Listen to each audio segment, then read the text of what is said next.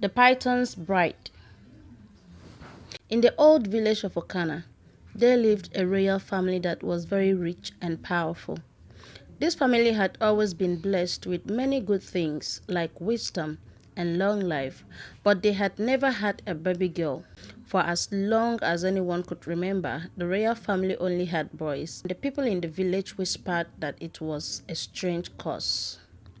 But when King Uzi was the ruler, something amazing happened.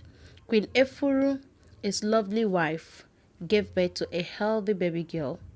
This was the first time a girl had been born into the royal family. The whole village was very happy because they believed that having a princess would bring many blessings to the land.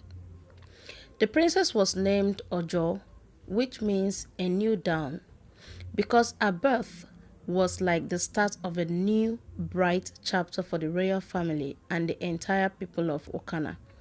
Everyone in Ukana loved Ojo. She was beautiful, kind, and the villagers adored her. As she grew up, her beauty and grace became known far and wide. Ojo had a best friend named Ada, who was the daughter of a noble family. The two girls were always together, playing in the royal garden and exploring the forest around Ukana. They shared everything with each other and trusted one another completely. As Ojo grew older, many men from different lands came to ask for her hand in marriage, but Ojo didn't want to marry any of them. She wanted to find true love, not just marry someone because they were rich or important. One day, while Ojo and Ada were walking by the river, they met an old woman who looked very mysterious. The old woman seemed to know something special about Ojo.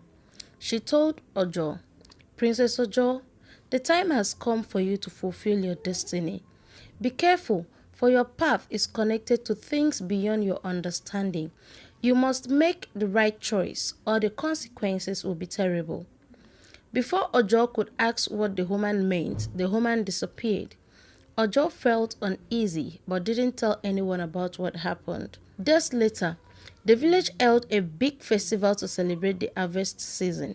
Ojo, dressed in a beautiful gown, was the center of attention. But even as everyone was having fun, Ojo couldn't stop thinking about the old woman's warning. Soon, it was time for the people of Ukana to dance around a fire to celebrate their harvest and thank the gods. They asked the Princess Ojo, to set the fire. The fire was set, and now the elders began to dance around the fire. Suddenly, the flames grew tall and a giant python slithered into the middle of the crowd. The snake was enormous and looked very powerful. It moved gracefully and came straight toward Ojo. The villagers were afraid, but Ojo couldn't move. The snake stopped in front of her and spoke in a deep voice. "Princess Ojo, I am Ojadili, the guardians of the forest. Your ancestors made a promise to me long ago. In return for cleansing of a curse they brought upon themselves, they vowed to give their firstborn daughter to the forest. You, Ojo, are that daughter. Your destiny is with me." Ojo was shocked, and the entire people of Ukana too. She had heard stories about the spirit of a forest, but never thought she would be involved in one. King Uzi, her father, stepped forward and said, "My daughter is not an offering, she is the future of our kingdom." Ojadili replied, "This is not a sacrifice, it is a fulfillment of a sacred promise. Ojo's fate was decided when she was born. She must come with me to the heart of the forest." Ojo knew there was no escape. The old woman's warning echoed in her mind.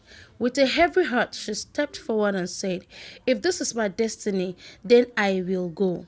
But King Uzi shouted, "No, she will not go with you, deceiver." He drew his sword and the warrior stood in front of Ojo to protect her. The people of Ukana shifted back because it was like war is about to start. Ojadili, now angry, said, "How dare you call me a deceiver? I am a god and I do not lie. Your ancestors made a covenant with me. I saved this village from a terrible plague long ago, and in return they promised me the firstborn daughter. She is my bride. Suddenly, Ada appeared out of nowhere, grabbed Ojo's hand, and they both ran away. Ojadili eased in anger, and the force of his ease knocked down everyone, including the warriors and even the king. The people of Ukana stood up and started running in different directions to their huts. He then went after Ada and Ojo. As the giant python slithered through the village in a rage, Ojo and Ada ran through the forest, their hearts pounding in fear. The queen cried bitterly. Our only child is in danger. The warriors ran toward the serpent too, so they would protect Ojo and Ada. The king wanted to join the warrior to go after the serpent for his daughter, but the oracle called him back. He is scared and fell before him. What should we do? He asked. Let's go to the shrine and consult the gods, the oracle said. Maybe this is the fulfillment of the prophecy. Watch out for part 2.